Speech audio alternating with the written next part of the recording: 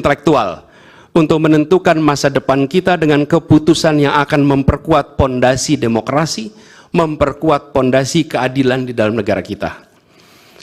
Yang mulia Hakim Mahkamah Konstitusi, kita telah menyaksikan berjalannya satu babak penting dalam demokrasi kita bulan lalu, yaitu proses pemilihan umum yang angka suaranya telah diumumkan secara resmi oleh Komisi Pemilihan Umum. Tapi perlu kami garis bawahi dan kita semua sadari bahwa angka suara tak mutlak menentukan kualitas dari demokrasi. Tak otomatis mencerminkan kualitas secara keseluruhan. Setiap tahapan proses pemilihan, mulai dari persiapan awal hingga pengumuman, haruslah konsisten dengan prinsip-prinsip kebebasan, kejujuran, keadilan. Dan prinsip-prinsip ini bukan formalitas, ini bukan sekedar ada di teks, tapi ini pondasi esensial yang harus dijaga untuk membangun dan memelihara sistem demokrasi yang sehat, yang stabil, dan yang berkelanjutan.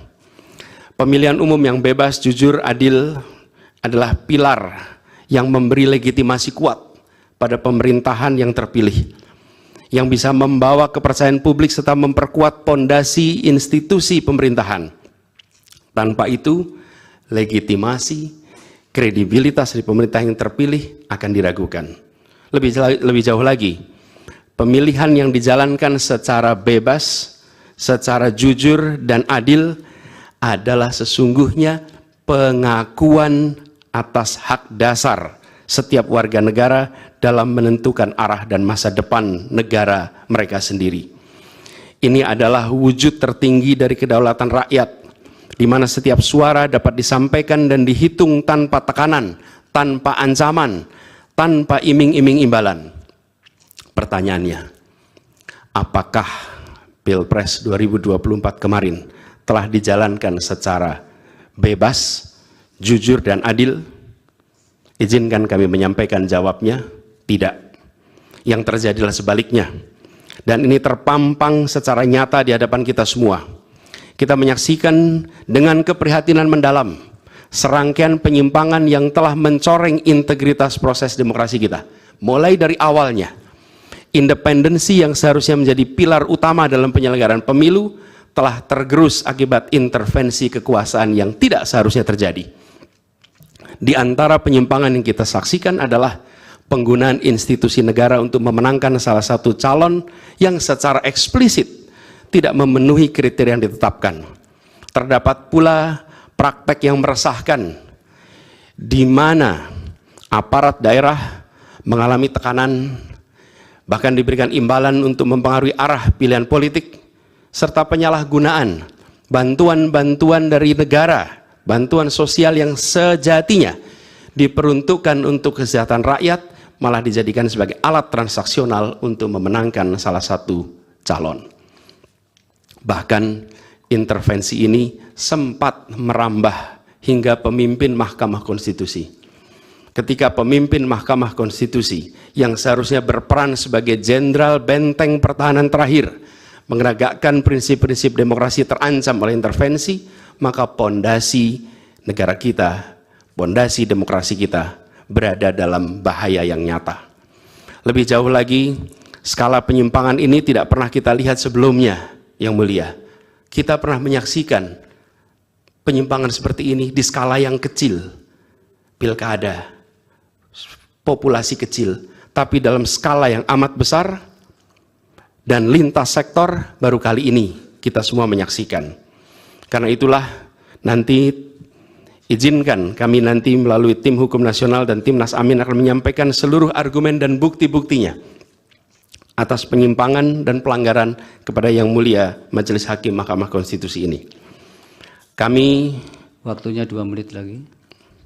Yang Mulia Hakim Mahkamah Konstitusi yang kami hormati, kami muliakan. Apa yang kita saksikan ini bukanlah peristiwa biasa. Ini adalah titik klimaks dari sebuah proses yang panjang. Penggerogotan atas demokrasi, di mana praktek-praktek intervensi dan ketaatan pada tata kelola pemerintahan secara pelan-pelan tergerus. Oleh karena itu, Yang mulia Hakim Mahkamah Konstitusi, di hadapan Yang mulia kini terbentang satu momen paling krusial dalam perjalanan demokrasi kita. Di pundak Yang mulia terpikul tanggung jawab yang amat besar untuk menentukan arah masa depan demokrasi kita. Apakah kita akan melangkah dalam persimpangan jalan ini menjadi sebuah republik dengan rule of law atau rule by law? Demokrasi yang makin matang atau kemunduran yang sulit untuk diluruskan di tahun-tahun ke depan? Bila kita tidak melakukan koreksi saat ini, maka akan menjadi preseden ke depan di setiap pemilihan di berbagai tingkat. Bila kita tidak melakukan koreksi, maka praktek yang terjadi kemarin akan dianggap sebagai kenormalan dan menjadi kebiasaan, lalu menjadi budaya, dan akhirnya menjadi karakter bangsa. Yang mulia Majelis Hakim Mahkamah Konstitusi, dengan rasa hormat dan penuh harap, mohon peristiwa ini jangan dibiarkan melewat tanpa dikoreksi. Rakyat Indonesia menunggu dengan penuh perhatian, dan kami titipkan semua ini kepada Mahkamah Konstitusi yang berani, independen, untuk menegakkan keadilan dengan penuh pertimbangan. Kami mendukung Yang mulia untuk tidak membiarkan demokrasi ini terkikis oleh kepentingan kekuasaan yang sempit, tidak membiarkan cita-cita reformasi yang telah lama diperjuangkan menjadi sia-sia. Tindakan dan keputusan Mahkamah Konstitusi terkait dengan jadwal pemilihan kepala daerah serentak serta keputusan penghapusan pasal pencemaran nama baik telah memberikan kepada kami harapan bahwa independensi, keberanian, ketegasan dalam menegakkan keadilan hadir kembali di Mahkamah Konstitusi ini. Kami memohon kepada Hakim Konstitusi yang kami muliakan untuk menerapkan kebijaksanaan dan keadilan dalam setiap keputusan perkara yang kami ajukan, menjadi penjaga yang teguh atas nilai demokrasi, dan memastikan bahwa konstitusi tetap menjadi panduan utama dalam membangun masa depan bangsa yang lebih adil dan sejahtera. Semoga sejarah mencatat dan menjadi saksi atas dedikasi dan komitmen yang mulia untuk mempertahankan integritas dan martabat demokrasi dan konstitusi kita. Kepada Hakim Mahkamah Konstitusi yang kami muliakan, harapan besar dan tinggi itu kami titipkan. Terima kasih. Assalamualaikum warahmatullahi wabarakatuh. Waalaikumsalam.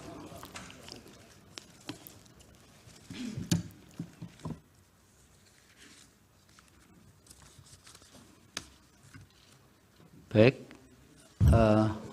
Melanjutkan. Mau lanjut? Ya, dari permohonan. Siapa juru bicara hari ini untuk Pak Ari CS? Kami mohon izin untuk membacakan ini, resume ini secara bergantian Yang mulia. Hanya 2 orang yang diperbolehkan juru bicara untuk berbicara, termasuk penyampaian pokok-pokok permohonan. Mohon izin kalau boleh ditambah Yang mulia, karena cukup agak banyak, lagi puasa. Nanti akan kami perlakukan sama. Biar begitu, lain Yang pun mulia. seperti itu. Oh baik. Silakan. Baik Yang mulia.